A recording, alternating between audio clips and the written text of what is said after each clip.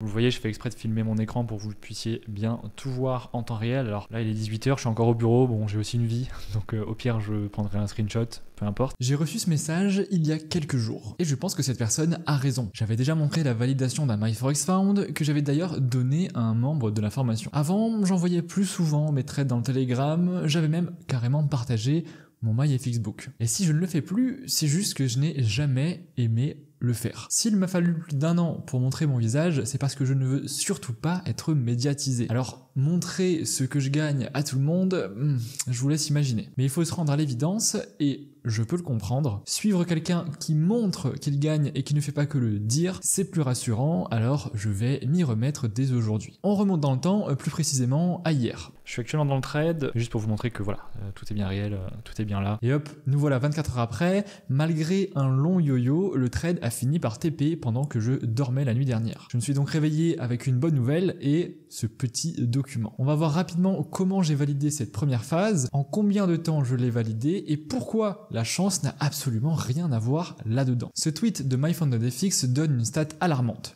La durée moyenne que met un client à perdre un challenge à 300 000 $ est de 3,6 jours et 6,8 jours pour un compte à 5 000. On va dire que c'est entre les deux pour un compte à 100 000, disons, allez, 4,5 jours. Le challenge que je viens de valider et qu'on va voir ensemble, je l'ai commencé le 3 août 2023 et j'ai validé la phase 1 le 8 septembre 2023, soit 31 jours plus tard, avec un drawdown maximum de moins de 3% et seulement 4 trades en plus de 30 jours. Pourtant, j'analysais bien mes graphiques tous les jours. Ça, ce sont les statistiques d'un compte géré de manière rationnelle où les émotions ne rentrent pas en jeu et où le plan est respecté et le trader est conscient de ses actions. Le simple fait de garder le challenge plus de 30 jours me mettait déjà dans le top 5% des traders. Puis le valider m'a fait passer dans le top 2%, disons. Je ne dis pas que je vais valider la phase 2, tout le monde peut le rater et ça m'est déjà arrivé de le faire. Mais si vous perdez souvent ou que vous n'arrivez pas à valider un challenge, demandez-vous combien de trades vous prenez et combien de temps vous mettez à perdre un compte. Je parie sur moins de 14 jours. Voilà la première raison pour laquelle il n'y a pas de chance dans le trading. Avant même de parler technique et analyse, encore faut-il être conscient de ces bases-là et les appliquer.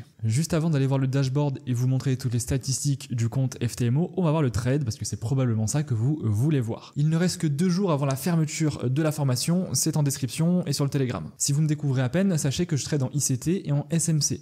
Et donc pour moi, le marché va toujours de liquidité en liquidité, d'une zone de liquidité à une autre. Ici, on a fait que chuter toute la semaine, lundi, mardi, mercredi, jeudi. Donc je m'attendais forcément à un retracement dans la semaine. C'est le Power of 3 de ICT et c'est aussi la structure même d'une bougie avec le corps et les mèches. Ok. Donc ici, on est au plus bas de la semaine, on a pris le previous daily low, les institutions n'ont normalement plus aucun intérêt à aller encore plus bas. Par contre, ils ont un énorme intérêt à aller plus haut vu qu'il y a des equals avec de la liquidité. Donc moi, ce que je vais faire, c'est que je vais rentrer exactement, enfin là où moi je suis rentré, c'est que je suis rentré ici. Voilà le trade comment j'ai pensé. Donc on vient de prendre les liquidités, on est plus censé aller en bas et surtout on a des objectifs en haut. On est jeudi fin d'après-midi, le vendredi quand on fait que chuter toute la semaine, en général le vendredi c'est haussier. Donc si je rentre en buy maintenant, c'est aligné avec le biais et ça colle avec mon analyse HTF. Une fois que je pense savoir où va aller le marché, je vais chercher un setup. Et pas l'inverse, c'est pas je vais chercher un setup et du coup le marché va aller là-bas, c'est je pense que le marché va aller là-bas, donc je cherche un setup pour aller là-bas. Avoir un biais et réfléchir de cette manière, ça va vous éviter de faire des erreurs bêtes et prendre des stops que vous auriez pu éviter. Donc ok, on se retrouve fin de session de New York à cet endroit-là. En M5, on n'a rien de bien joli et par contre en M1, on va avoir un magnifique breaker block. Donc vous voyez, le breaker block c'est là, on a un low, un high, on vient casser le low, prendre la liquidité, on vient casser le high, prendre la liquidité et on vient faire on va dire un l'entre-deux low, on va dire, et ça reste, et ça c'est une liquidité. À savoir que moi, quand j'ai ce setup là, je vais chercher un BPR, c'est comme ça que l'appelle ICT, Balance Price Range, et c'est en gros un FTL et un imbalance, ou un FVG comme vous voulez, qui se chevauchent. Donc typiquement ici. À savoir que moi c'est là que j'avais mon entrée, et normalement je ne suis pas censé rentrer en dehors des kill zones. La box verte que vous voyez, c'est une kill zone. Et normalement je suis pas censé rentrer, ce qui veut dire qu'ici, eh bien, je n'aurais pas dû prendre le trade.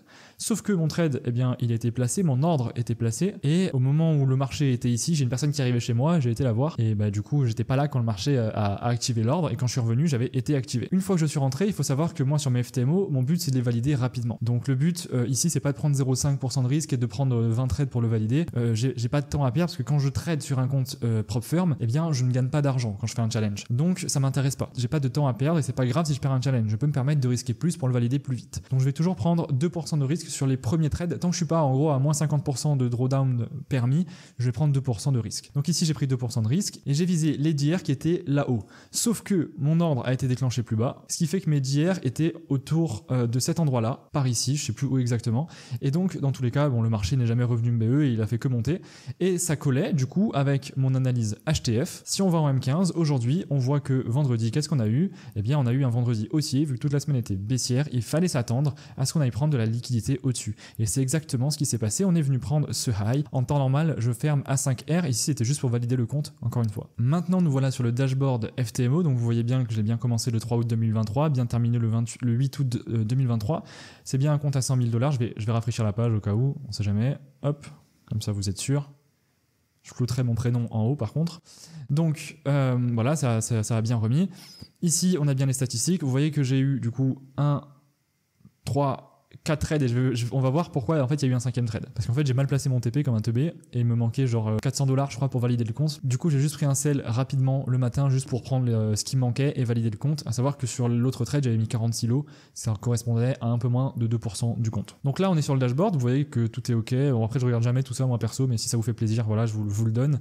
Passed. Voilà, là on a toutes les statistiques, les dates, les trades, etc. 2 trades. Voilà, les low size 154, win rate 40%. Profit factor de 6, et là vous avez tous les ordres qui ont été passés. Et voilà, dernière information importante avant de vous fermer cette vidéo, si vous la regardez à sa date de sortie, sachez que la formation est actuellement réouverte et elle ferme ses portes dans un tout petit peu plus de 2 jours, dimanche à 23h59. Et en plus, vu que c'est une ouverture spéciale 1 an de la chaîne, vous avez l'indicateur ICT assistant offert, c'est celui que vous avez vu sur le graphique juste avant.